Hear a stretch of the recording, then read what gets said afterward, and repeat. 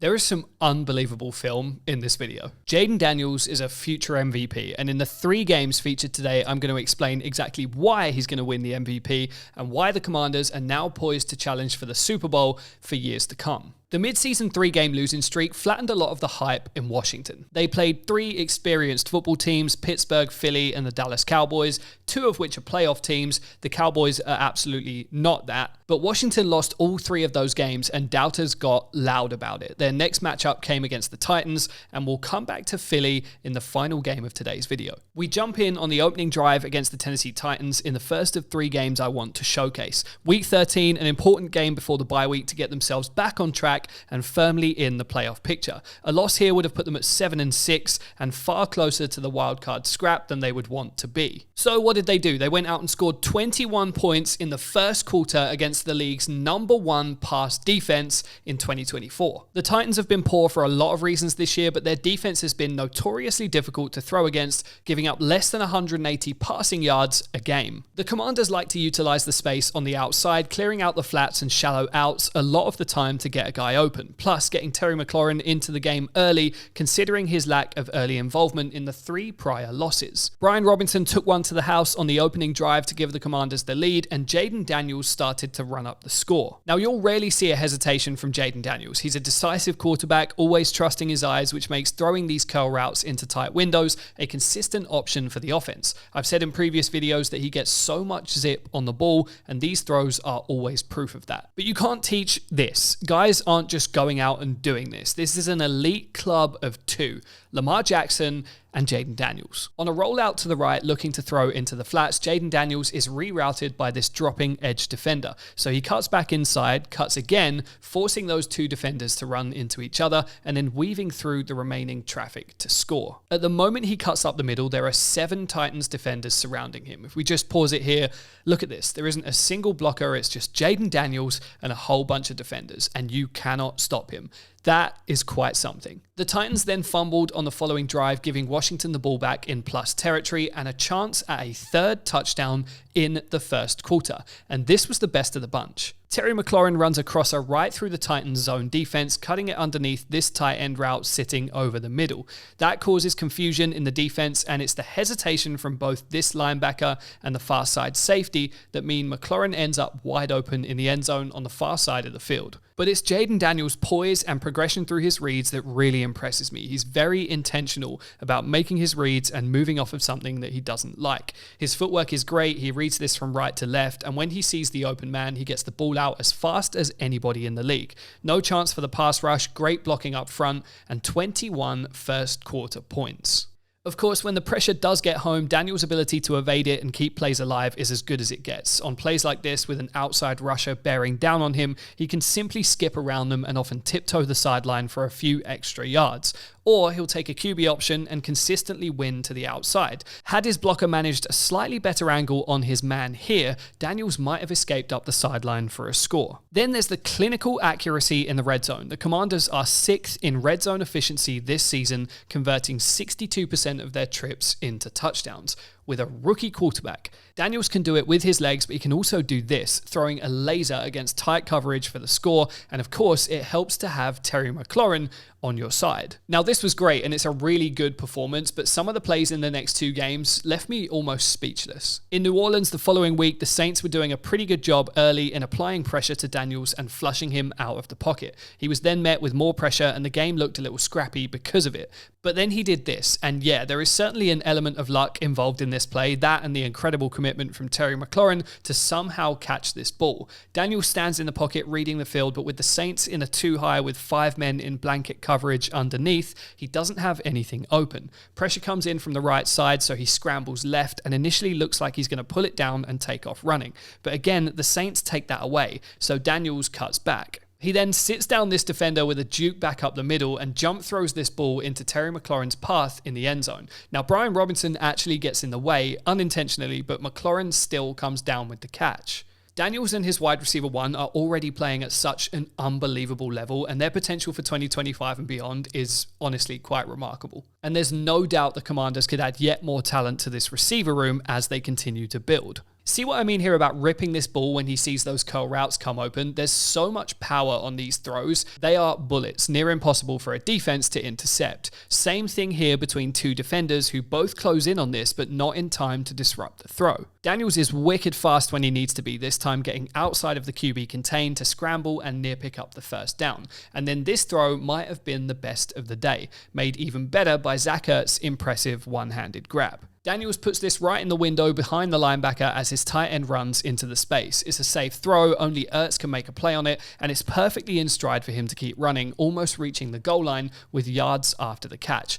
That's just a really nice throw and a great catch from a veteran tight end. And then Daniels finishes off that drive with another calm and collected touchdown in the red zone. I mentioned his patience earlier. Rookies can often see their first read covered and start getting twitchy, looking to escape and run or just get the ball out. Daniels is relaxed. He fakes the handoff, reads the flat on the far right, comes down to his tight end on the crosser from the left side over the middle, and at that moment he knows that this near side of the end zone is clearing. There isn't a defender left standing there, the trailing man defender is off the pace, and the velocity and speed of the throw is once again perfect for the touchdown. The offensive line certainly deserves a mention here though. Let's just take a moment to look at this. Not an inch given, zero penetration, clean pocket. That's really impressive, that close to the goal line. The play doesn't happen without them. Now we already know that Washington are all in, right? The trade for Marshawn Lattimore showed us that. They've added vets and locker room leaders in recent years. Bobby Wagner, Zach Ertz, Frankie Louvu, these guys know how to lead.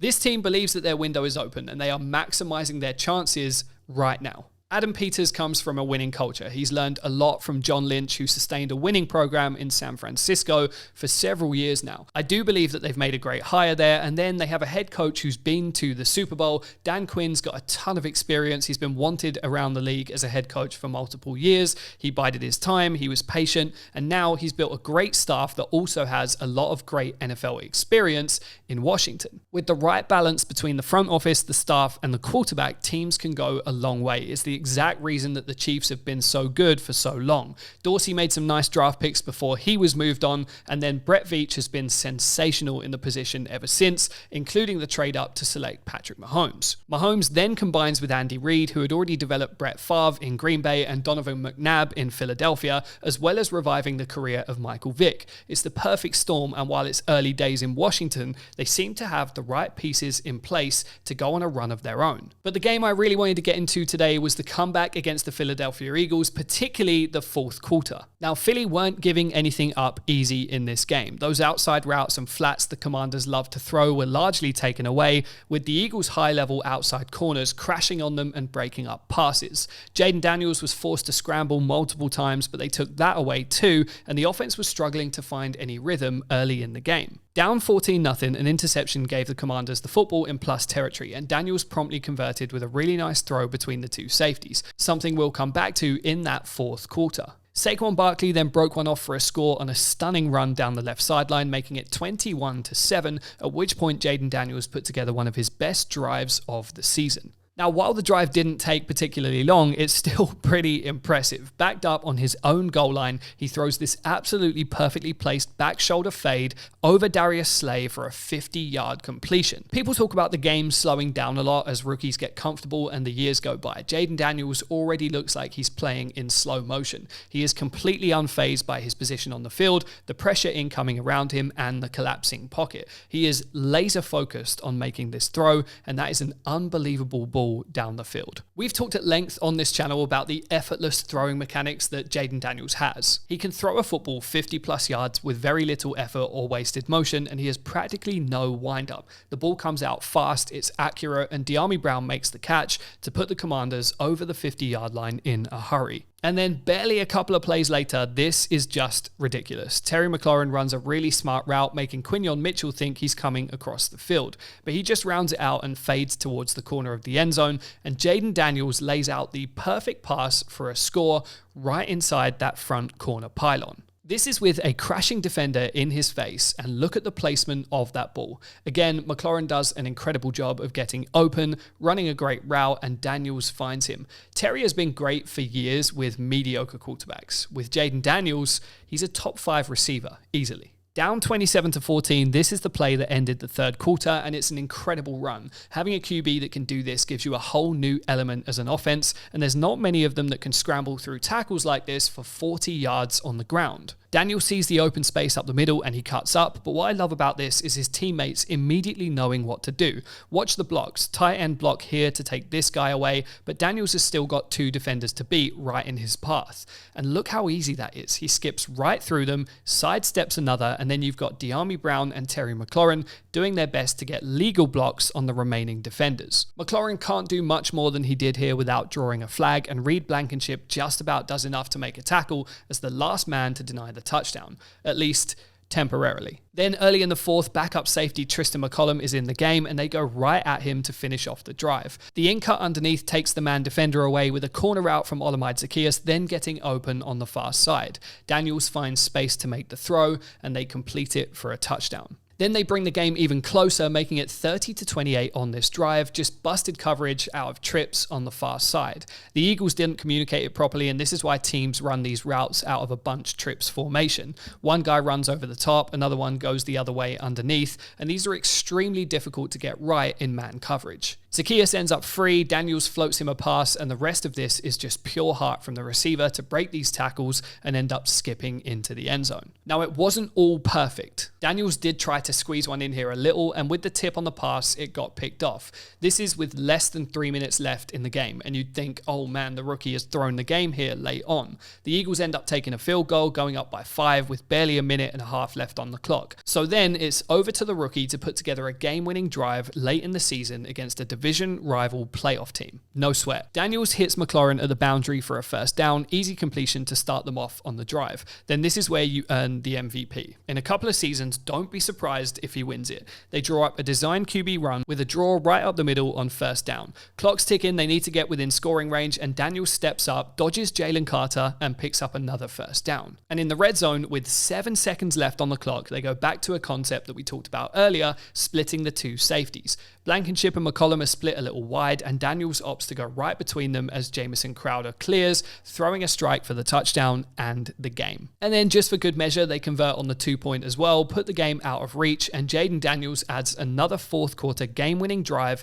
to an already impressive rookie resume. Now, he's undoubtedly the offensive rookie of the year, but I'm talking about the MVP, and I think within 3 seasons he wins it. The poise and command that he has already is astounding. His demeanor, his patience, his leadership, and the decision-making are all far more advanced than you'd expect them to be with any rookie, and the connection he's building with Terry McLaurin is quite something. Now, how far can they go in the playoffs this season, and what will the Commanders roster look like in 2025 as they continue to go all in on a very promising Super Bowl window? Commanders fans, let me know. Now is your time and I want to hear it. I'll see you guys in the next video. Thank you for watching.